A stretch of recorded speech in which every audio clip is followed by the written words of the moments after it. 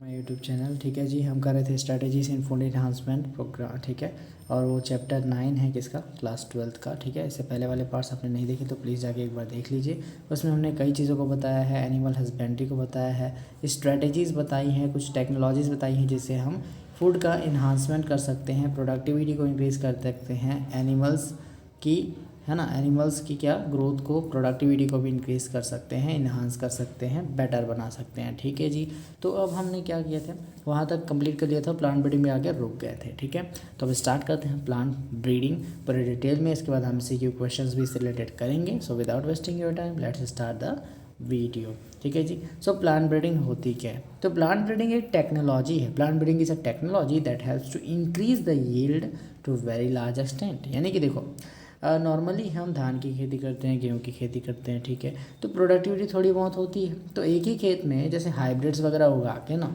हम उसकी प्रोडक्टिविटी को इंक्रीज़ कर सकते हैं।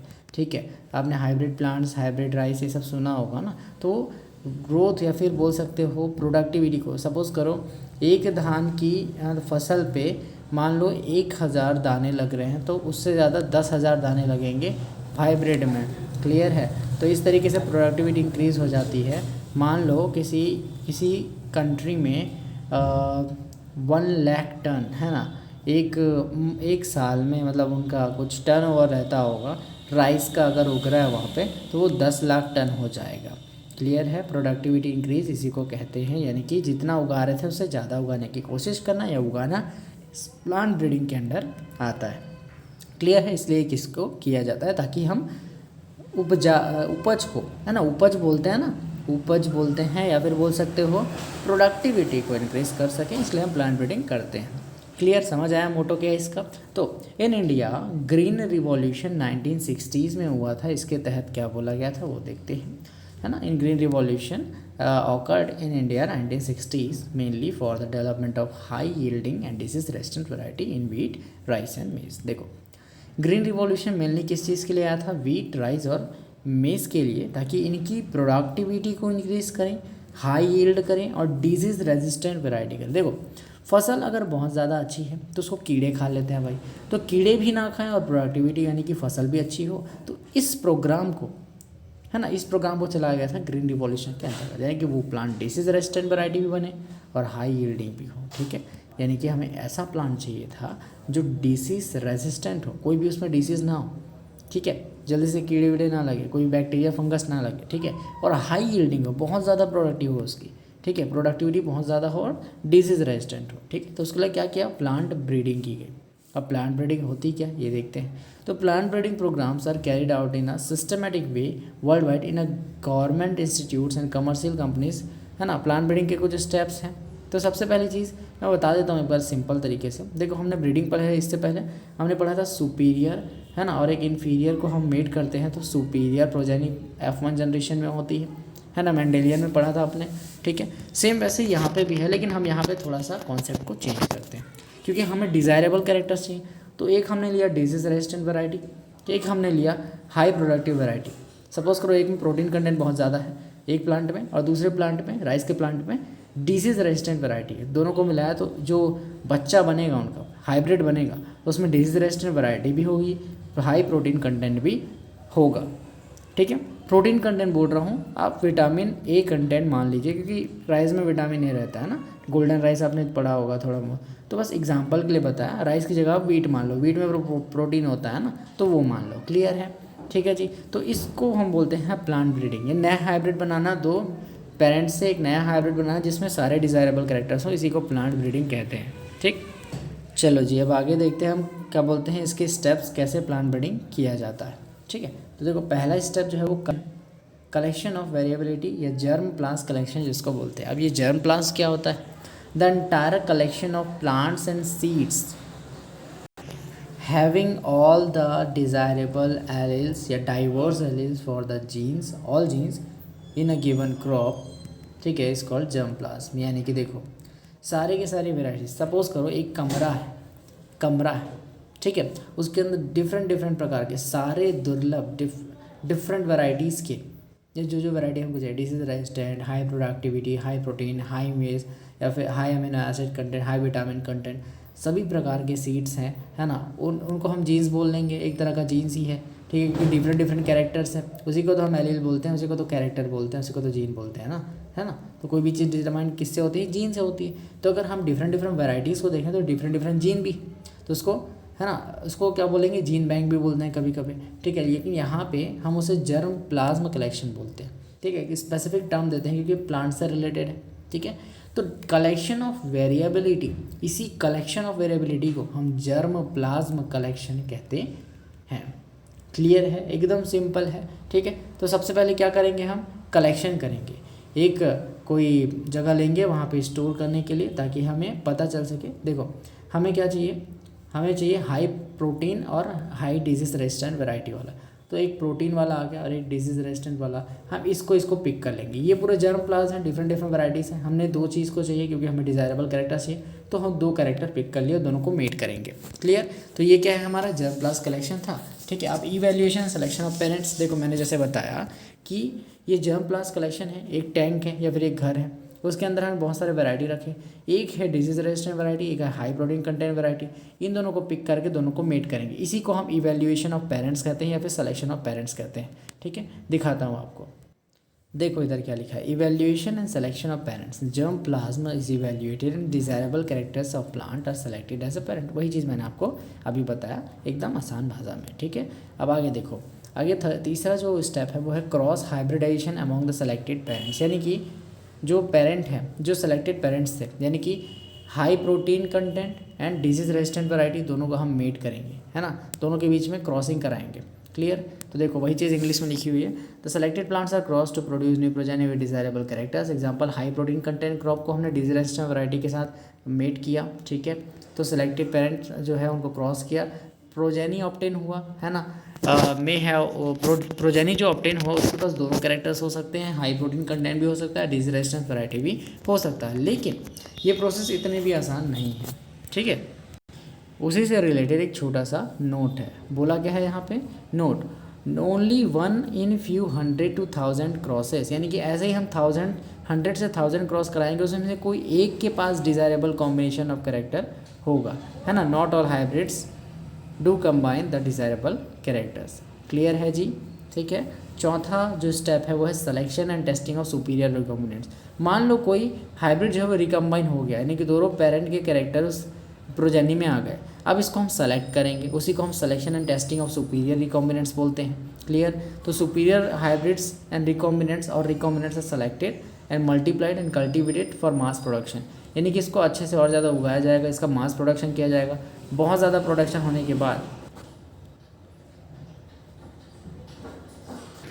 बहुत ज़्यादा प्रोडक्शन होने के बाद हम क्या करेंगे, इसको मार्केट में बेच डालेंगे, यानी कि testing, release and commercialisation of new cultivars, यानी कि हम इसे फार्मर्स को दे देंगे, हमारे इंडियन फार्मर्स को, ठीक है। लो भाई आप लोग उगाओ करके। After testing this hybrids crops given to the farmers is called commercialization. Clear जी। और हाई प्रोटीन कंटेंट में आता है एटलस 66, ठीक है। एटलस 66 ये वीट की वैरायटी जिसमें हाई प्रोटीन कंटेंट होता है। गोल्डन राइस जो कि राइस की वैरायटी है जिसमें हाई विटामिन ए रहता है। क्या रहता है, हाई विटामिन ए, ठीक है। अब यहाँ पे एक छोटा सा नोट है जो कि नीट में डायरेक्टली पूछा गया था, तो आपको लिखना बहुत ज़रूरी, तो उसको नोट कर लीजिए, ठीक है। नोट क्या है, if hybrid has character more developed then both the parents then it is this phenomenon is called hybrid vigour या फिर हाइड्रोसिस, ठीक है।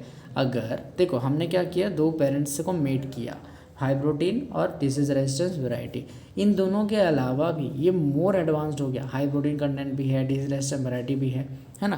और ये कीड़ों से भी बच जाता है, यानी कीड़े मकोड़े जो पेस्ट हैं उनसे भी अपने आप को बचा रहा है, तो ये हाईली एडवांस्ड हो गया, ठीक है। इसके बाद मोर डेवलप्ड कैरेक्टर हो गया। तो ऐसे प्रोजेनी को प्रोड्यूस होना, इस फिनोमिनन को ही हाइब्रिड वाइगर कहते हैं या फिर हाइड्रोसिस कहते हैं। क्लियर है जी। ये नीट का क्वेश्चन है, डायरेक्टली पूछा गया था, एज ए स्टेटमेंट सेम आया था, तो आपको रट्टा इसको मारना है, समझने की ज़रूरत थी वो समझा दिया, अब रट्टा भी मार लो। क्लियर है, ठीक है। अब आगे बढ़ते हैं, सम इम्पॉर्टेंट इंडियन हाइब्रिड्स देख लेते हैं, ठीक है, ताकि आपको समझ आ सके एनसीईआरटी में भी क्या दिया हुआ है, ठीक। तो कुछ इंपॉर्टेंट हाइब्रिड्स देख लेते हैं जो कि क्रॉप हमारे इंडियन हैं, ठीक है, और कुछ वेस्टर्न्स भी हैं, देख लेंगे उसको। तो वीट और राइस की वैरायटी सबसे पहले आती है, क्योंकि गेहूँ और चावल हमारे देश में सबसे ज़्यादा रोटी और चावल ही तो खाया जाता है, ठीक है। मीट बहुत कम खाया जाता है, क्योंकि सबसे ज़्यादा शाकाहारी हमारे इंडिया में है। तो वीट और राइस की वैरायटीज़ को देखते हैं। Due to the development of semi dwarf varieties of wheat and rice. अब सेमी ड्वार्फ क्या होता है, देखो, एक लंबा प्लांट होता है, एक टॉल होता है, एक ड्वार्फ होता है, ठीक है जी। एक टॉल होता है, एक ड्वार्फ होता है, इन दोनों के बीच में एक मिड रेंज होता है जिसे बोलते हैं ड्वार्फ, सेमी ड्वार्फ वैरायटी। इसमें बहुत ज़्यादा फसल भी उगेगी और ये ज़्यादा लंबा भी नहीं होगा तो झुकेगा भी नहीं, है ना। ये पुष्पाराज है क्योंकि झुकेगा नहीं, समझ रहे हो ना। तो सेमी ड्वार्फ वैरायटी सबसे बेस्ट है, क्योंकि पुष्पाराज होता है, ये झुकता नहीं है, ठीक है। छोटा सा होता है लेकिन फसल बहुत ज़्यादा होती है, इसलिए इसे सेमी ड्वार्फ वैरायटी कहते हैं। वीट और राइस के लिए मेनली इसे उगाया गया था, ठीक है। और वीट का प्रोडक्शन इस सेमी ड्वार्फ वैरायटी की वजह से, वैरायटी क्या है, हाइब्रिड है, ठीक है। वीट की एक हाइब्रिड और राइस की एक हाइब्रिड जो कि सेमी ड्वार्फ है, तो इसे सेमी ड्वार्फ वैरायटी बोलेंगे। और इसके प्रोडक्शन की वजह से जब इसे किसानों ने उगाया तो वीट का प्रोडक्शन इंक्रीज़ हुआ 11 मिलियन टन से। 1 मिलियन में 10 लाख होता है, तो 11 कितना, ये देखो 1 मिलियन में 10 लाख, ठीक है। तो 11 मिलियन से आप एस्टिमेट कर लो कितना, 1 करोड़ 10 लाख, क्लियर है, ठीक है। इतना टन से कितना हुआ, 75 मिलियन टन्स, ठीक है। 11 मिलियन से 75 मिलियन टन्स तक वीट का प्रोडक्शन इंक्रीज़ हो गया था। और राइस का प्रोडक्शन कहाँ से कहाँ इंक्रीज़ हुआ सेमी ड्वार्फ वैरायटी के बाद, पहले था कितना 35 मिलियन टन्स और उसके बाद हो गया 89.5 मिलियन टन्स, इसका क्या हो गया, प्रोडक्शन बढ़ गया, क्लियर है। तो ये कमाल है सेमी ड्वार्फ वैरायटीज़ के वजह से प्रोडक्शन का इंक्रीज़ होना, ठीक है। अब नोट देखते हैं कि नोट में क्या क्या आता है, नीट के लिए क्या क्या इंपॉर्टेंट है। तो सबसे पहला note, father of green revolution globally, पूरे वर्ल्ड के फादर ऑफ रिवॉल्यूशन कौन थे, नॉर्मन ई बोरलॉफ। कौन थे, नॉर्मन ई बोरलॉफ। पूरे वर्ल्ड के पूछा जाए, ग्लोबली पूछा जाए तो father of green revolution was Norman E Borlaug. But father of green revolution सिर्फ इंडिया का पूछा जाए तो MS स्वामीनाथन। कौन थे, MS स्वामीनाथन, क्लियर है जी, ठीक है। सेकेंड पॉइंट देख लेते हैं, ठीक। देखो सेकेंड पॉइंट क्या है, इंटरनेशनल, ठीक। सेकेंड पॉइंट क्या है, international centre for wheat and maize improvement is in Mexico. यानी कि देखो हाइब्रिड बनाने के लिए, या फिर बोल सकते हो मेज़ और वीट, भुट्टा और ये गेहूं के इम्प्रूवमेंट के लिए, हाइब्रिड्स बनाने के लिए जो रिसर्च सेंटर है, international centre for the wheat and maize improvement, कहाँ पे है, मैक्सिको में। ये नीट में आया था क्वेश्चन, डायरेक्टली यहीं से पूछा गया है ना, ठीक है। तो नोट्स बहुत इंपॉर्टेंट है क्योंकि डायरेक्ट पॉइंट्स यहाँ पे पूछे जा रहे हैं, ठीक है जी, समझ आया। यानी international centre for the wheat and maize improvement is in Mexico, ठीक। Here Norman E Borlaug developed semi dwarf varieties of wheat and rice, clear. Maize और व्हीट का इम्प्रूवमेंट सेंटर है, लेकिन यहाँ पे राइस का भी सेमी ड्वार्फ वैरायटी किसने डेवलप किया था, नॉर्मन ई बोरलॉफ ने, जो कि globally father of green revolution है। तीसरा पॉइंट जो कि बहुत इंपॉर्टेंट है क्योंकि ये इंडियन वैराइटीज़ के बारे में, 1963 में वीट की वैराइटीज़ सोनालिका, कल्याण सोना, ये 2 वैराइटीज़ हैं। अगर पूछा जाए कि वीट की वैरायटी इन दोनों में से कौन सी है, तो सोनालिका और कल्याण सोना। सोनालिका और कल्याण सोना ये वीट की वैराइटीज़ हैं जो कि 1963 में डेवलप की गई थी इंडिया में, ठीक है। और इनमें क्या होता था, हाई यील्डिंग, बहुत प्रोडक्टिविटी इंक्रीज थी और डिजीज़ रेजिस्टेंट थे। मेनली ये 2 कैरेक्टर ही होने चाहिए प्लांट में, तो वो बेटर माना जाता है, ठीक है। तो सोनालिका और कल्याण सोना जो कि वीट की वैराइटीज़ थे 1963 में डेवलप किया गया था, और ये हाई यील्डिंग थे और डिजीज रेजिस्टेंट वैरायटी थे जो कि इंडिया में ही डेवलप किया गया था। डायरेक्ट नीट में क्वेश्चन आया था कि सोनालिका कल्याण सोना किसके वैरायटी है, तो वीट की वैरायटी है, क्लियर है जी, ठीक है। अब आगे चौथा पॉइंट देखते हैं। देखो चौथा, semi dwarf varieties of rice. Rice की कौन कौन सी सेमी ड्वार्फ वैराइटीज़, हमने वीट की देख ली, सोनालिका, कल्याण सोना। अब देख लेते हैं राइस का कौन कौन सा सेमी ड्वार्फ वैरायटी है। तो पहला है IR8, है ना, IR8 पहला है जो कि है डेवलप्ड एट IRRI। कभी भी फुल फॉर्म भी पूछ देगा, ठीक है, तो बता देना, international rice research institute, Philippines में है, ज़्यादा सोचने की ज़रूरत नहीं, बहुत ईजी चीज़ है, ठीक है। फिलीपींस में है, IR8 को डेवलप किया गया था जो कि है semi dwarf variety of rice, ठीक है, फिलीपींस में किया गया था, ये याद रखना, नीट का डायरेक्ट क्वेश्चन है। Second point, Taichung native first. Taichung native first ये भी सेमी ड्वार्फ वैरायटी है राइस की। ताइवान, चाइना के ताइवान को जानते होंगे, कोरोना की वजह से सबको याद हो गया। तो यहाँ भी एक डेवलप किया गया था जिसका नाम था ताइचुंग नेटिव फर्स्ट, जो कि ताइवान चाइना में डेवलप हुआ था। थर्ड इज़ वेरी इंपॉर्टेंट क्योंकि इंडियन राइस वैरायटी बताने वाला हूँ। तो Indian rice semi dwarf varieties are Jaya and Ratna, ठीक है, जया और रत्ना गिव्स बेटर यील्ड। ये बहुत ज़बरदस्त यील्ड था इसका, मतलब प्रोडक्शन इतनी भयंकर थी ना, बता रहा हूँ मैं, इसकी वजह से तो इंक्रीज़ हुआ था प्रोडक्शन। तो इंडियन वीट की वैरायटीज़ कौन, कल्याण सोना, सोनालिका और कल्याण सोना, ठीक है। इंडियन राइस की वैरायटी सेमी डॉफ वैरायटी जया और रत्ना, सबकी पसंद इंडियन राइस वीट, ठीक है, समझ रहे हो।